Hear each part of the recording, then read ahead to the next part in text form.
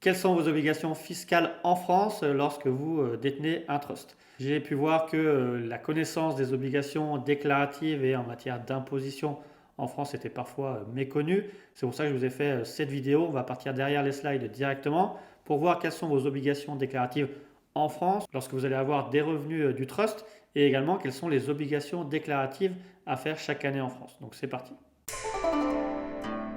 Par exemple, on a pu m'expliquer que le père d'une personne avait constitué un trust discrétionnaire. Il y plaçait certains avoirs, que lors de la succession, il a été décidé que la gestion du trust serait répartie entre un trustee professionnel et également la fille résidente fiscale française et la mère, ex-conjointe résidente fiscale en Angleterre. Et que ce trust anglais bénéficierait également à la mère et à la fille résidente fiscale en France. Et en 2022, s'est posé la question des premiers versements du trust discrétionnaire anglais à la bénéficiaire en France, résidente fiscale française. Alors avant de commencer précisément sur l'explication des mesures fiscales, il faut quand même définir le trust, puisqu'on va finalement dissocier le legal ownership pour le trustee, donc l'administrateur, et l'equitable interest pour le bénéficiaire.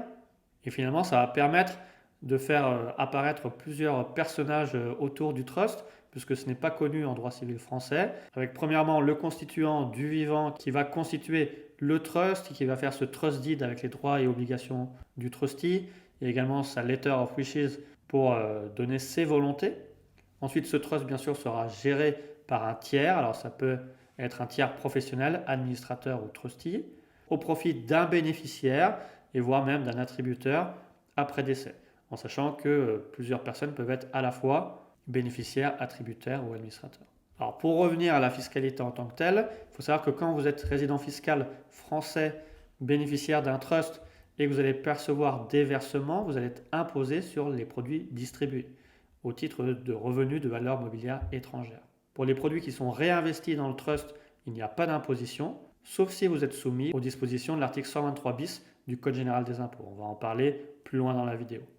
Et également, vous pouvez être redevable d'une imposition en France sur les transmissions d'actifs, biens, droits et produits capitalisés détenus dans le trust, puisque là, on rentre dans le cadre des successions et donations.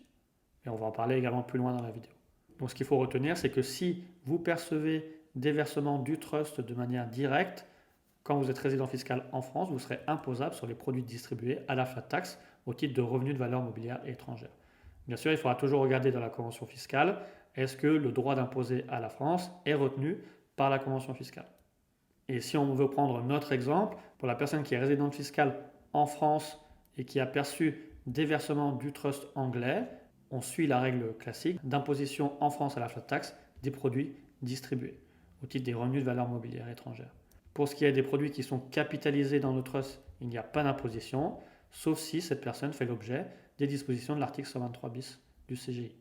Bien sûr, il faudra toujours regarder dans la convention fiscale entre la France et l'Angleterre, est-ce que la France peut vraiment soumettre à l'impôt ses revenus de source anglaise venant du trust.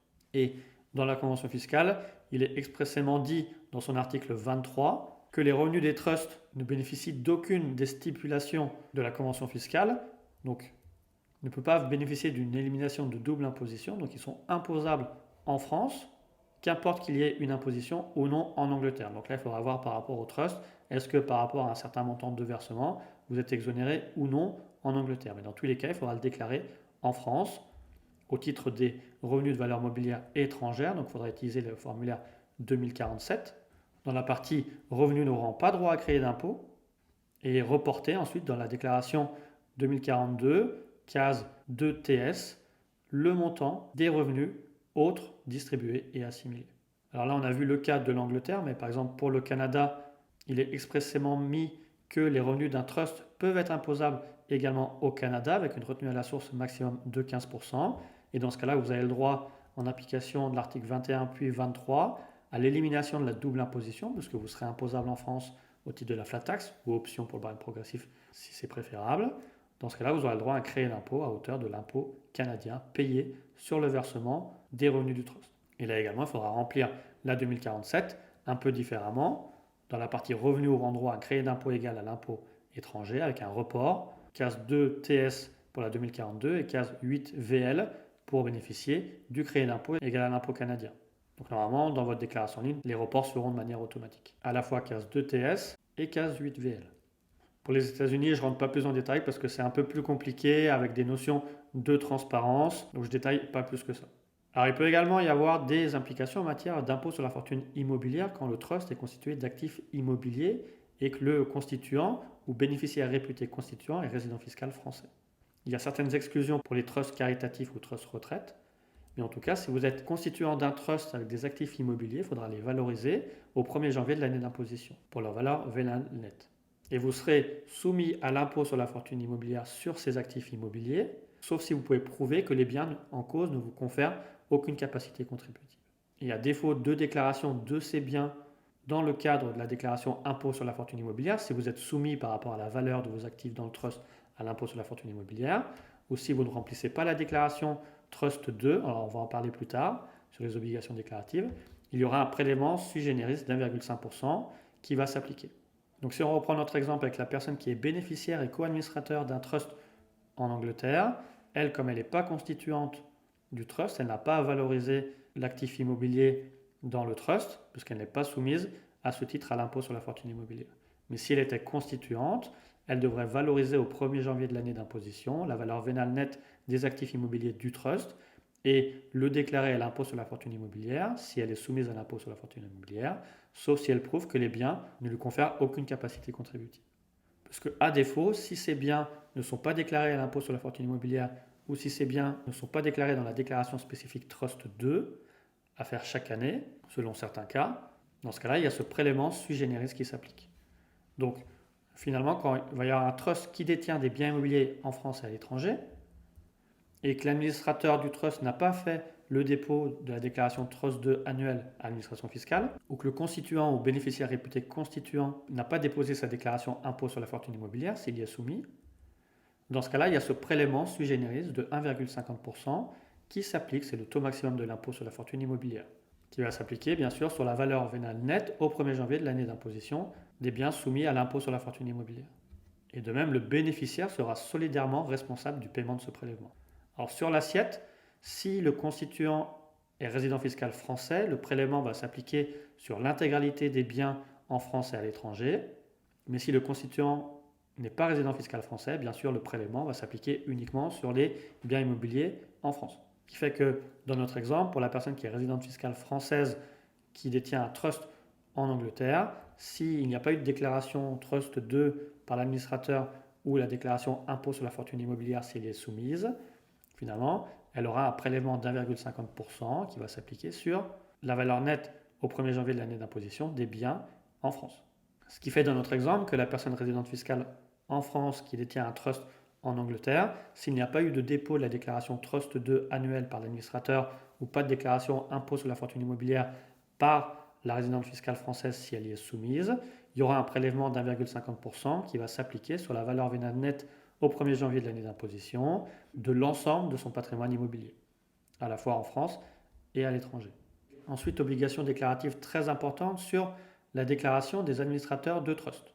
Plus qu'il y a 3 possibilités pour que vous ayez des obligations déclaratives en France, comme pour ce qui existe pour les comptes bancaires à l'étranger.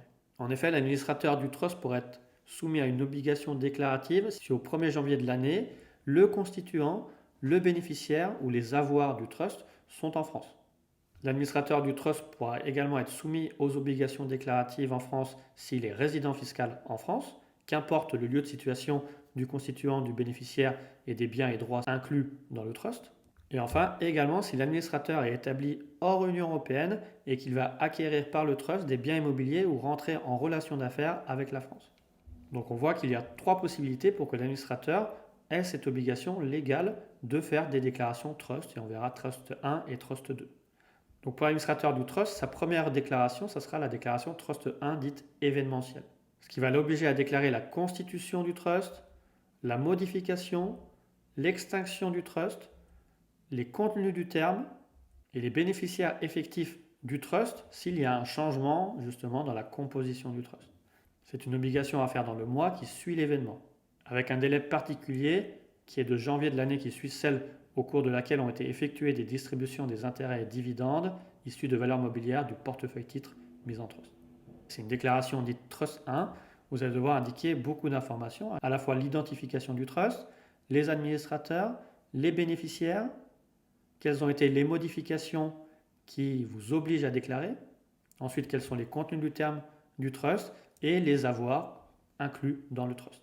Et cette déclaration, comme j'ai dit, est à faire dans le mois qui suit l'événement de constitution, modification ou extinction du trust et elle se fait auprès du service des impôts des non-résidents, en langue française. Il existe également une deuxième obligation pour les administrateurs de trust, qui est la déclaration Trust 2 annuelle. Dans ce cas-là, il va falloir déclarer la valeur vénale des biens, droits ainsi que des produits capitalisés composant le trust au 1er janvier de l'année. Cette déclaration va porter sur l'intégralité des biens du trust si le bénéficiaire est résident fiscal français, donc les biens en France et à l'étranger. Et si le bénéficiaire est résident fiscal à l'étranger, ce sera uniquement sur les biens en France. Et cette obligation est à déposer au plus tard le 15 juin de l'année. Et là également, vous allez devoir remettre les éléments d'identification du trust, quels sont les administrateurs, les bénéficiaires, quels sont les contenus du terme du trust et les actifs composant le trust, avec un récapitulatif pour le calcul du prélèvement sui generis si vous y êtes soumis. Et là encore, vous devez déposer au plus tard le 15 juin de chaque année au service des impôts des résidents, avec certaines exceptions pour les trusts, retraites ou entreprises. Donc on voit que l'administrateur peut être soumis à une déclaration Trust 1 dite événementielle dans le mois qui suit l'événement, une déclaration Trust 2 au plus tard le 15 juin de chaque année. À défaut, il y a une amende de 20 000 € qui s'applique, ou si le montant est supérieur, les majorations de 80% sur les rappels d'impôts qui vont résulter du défaut de déclaration des avoirs placés dans les trusts. Et bien sûr, le bénéficiaire et le constituant vont être responsables solidaires de cette amende de 20 000 €. Donc c'est important à retenir que si vous avez un trust, si vous êtes résident fiscal français, constituant, bénéficiaire ou administrateur, ou avec des biens en France, vous êtes soumis à cette obligation déclarative sous peine d'amende de 20 000 € et avec un délai de reprise de 10 ans. Donc dans notre cas, vu qu'on avait cette personne résidente fiscale en France qui était co-administrateur et bénéficiaire, finalement, l'administrateur en tant que tel devait faire la déclaration Trust 1 s'il y a un événement qui obligeait à déclarer, et également chaque année la déclaration Trust 2 pour les avoirs en France et à l'étranger composant le trust. Alors maintenant, on peut passer aux aspects transmission à titre gratuit, donc succession, donation. Donc s'il y a une transmission dans le cadre du trust, si le constituant est résident fiscal en France, il y a une imposition par principe sur l'intégralité des biens détenus dans le trust, en France ou à l'étranger. Si le constituant, le bénéficiaire réputé constituant est domicilié fiscalement à l'étranger, mais que le bénéficiaire est domicilié en France au jour de la transmission, il a été pendant au moins 6 ans au cours des 10 dernières années, c'est le même mécanisme. Imposition en France par principe sur l'intégralité des biens inclus dans le trust, en France ou à l'étranger.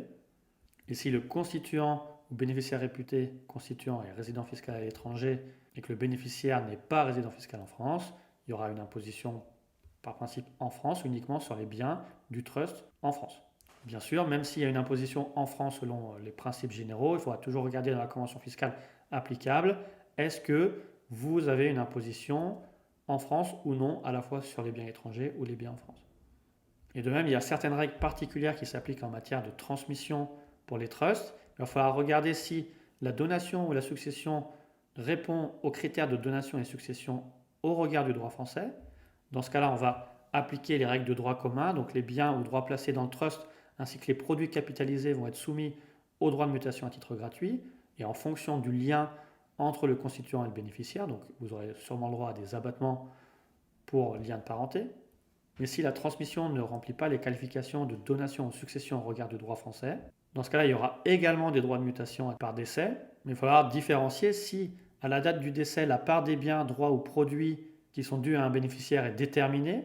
Dans ce cas-là, on va appliquer le droit commun avec les abattements pour lien de parenté. Si à la date du décès, ces biens, droits ou produits vont être dus globalement aux descendants du constituant, sans possible de les répartir entre eux. Dans ce cas-là, on a un droit qui sera de 45%. Et dans les autres cas, on aura un droit applicable de 60%. Donc le BOFIP nous donne un récapitulatif pour savoir est-ce que vous êtes soumis ou non au droit de mutation à titre gratuit avec le bénéfice des abattements pour lien de parenté, ou alors si vous êtes directement à 45 ou 60%.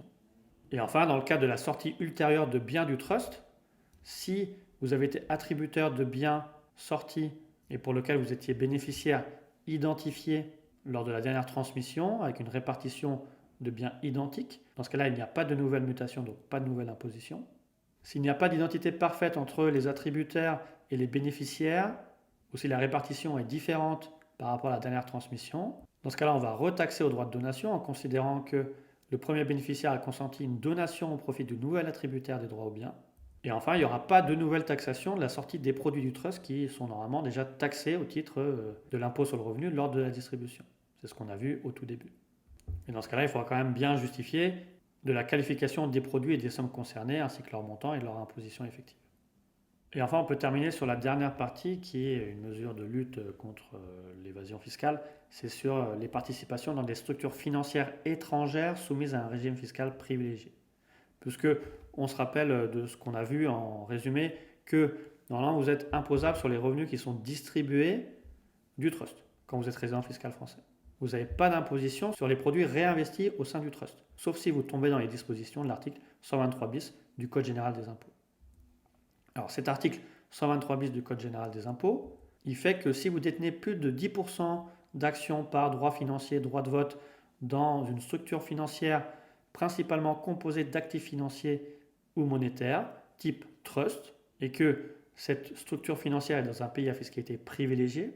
Alors il y a une notion particulière de fiscalité privilégiée, là je vous renvoie à nos vidéos explicatives sur ce mécanisme et notre formation sur le contrôle fiscal international, tout en sachant qu'il y a une clause de sauvegarde applicable si l'objet et l'effet de la localisation de cette structure financière est un effet autre que la localisation de bénéfices dans cet état, donc il n'y a pas un montage artificiel pour la mise en place de ce mécanisme.